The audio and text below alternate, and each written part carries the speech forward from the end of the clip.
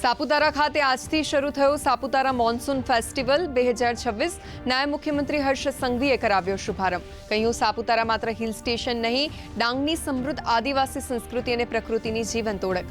29 August સુધી સહેલાણીઓ અને નાગરિકો લઈ શકશે ફેસ્ટિવલનો લાભ.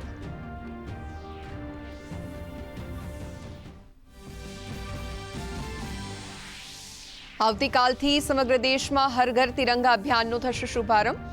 19 ઓગસ્ટ સુધી ચાલનારા અભિયાન અંતર્ગત ગુજરાતમાં યોજાશે 1200થી વધુ તિરંગા યાત્રા. 10 ઓગસ્ટે ગાંધીનગર ખાતે રાજ્યકક્ષાની તિરંગા યાત્રા અને તિરંગા કોન્સર્ટ. 70 લાખથી વધુ ઘરો પર તિરંગો લહેરાવીને ઉજવાશે રાષ્ટ્રભક્તિનો ઉત્સવ.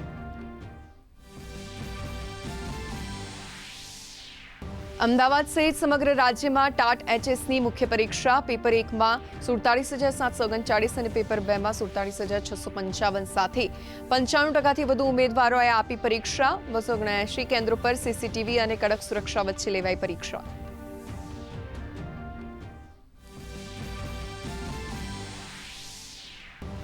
આઈઆઈટી દિલ્હીના 57માં દીક્ષાંત સમારોહમાં સામેલ થયા પ્રધાનમંત્રી નરેન્દ્ર મોદી. કહ્યું, આગામી સમયમાં યુવાનો પર હશે મોટી જવાબદારી. સાથે જ પીએમ મોદીએ એઆઈ સંચાલિત પરમપ્રજ્ઞાનું પણ કર્યું ઉદ્ઘાટન.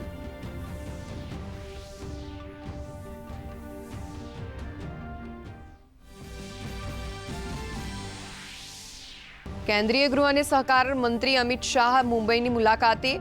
પોર્ટમાં NUCFTCની ઓફિસનું કર્યું ઉદ્ઘાટન. તમામ સહકારી બેંકોનો અમ્બ્રેલા ઓર્ગેનાઇઝેશન સાથે સંકળાવા કર્યો અનુરોધ. 6 સહકારી બેંકોના પ્રતિનિધિઓનું કર્યું સન્માન. સાથે જ એક કોફી ટેબલ બુકનું પણ કર્યું વિમોચન.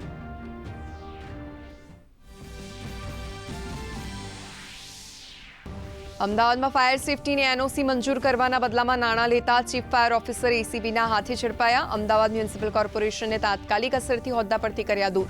અન્ય વ્યક્તિની મદદથી લેતા હતા નાણાં. કોર્ટે બંનેને 5 દિવસના રિમાન્ડ પર મોકલ્યા.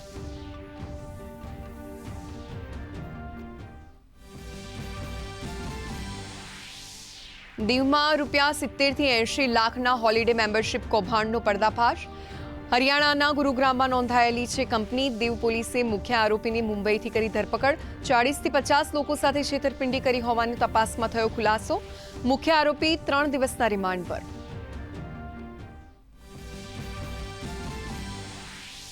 રાજ્યમાં ચોમાસું ફરી સક્રિય. આજથી રાજ્યમાં ગાજવીજ સાથે સાર્વત્રિક વરસાદની આગાહી.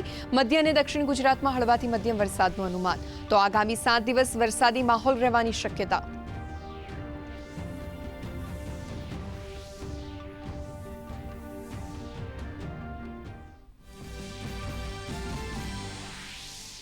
કેરળ ખાતે યોજાયેલી Malabar River International Kayaking Competition 2026માં જામનગરના નચિકેતા ગુપ્તા બન્યા ગોલ્ડન ચેમ્પિયન.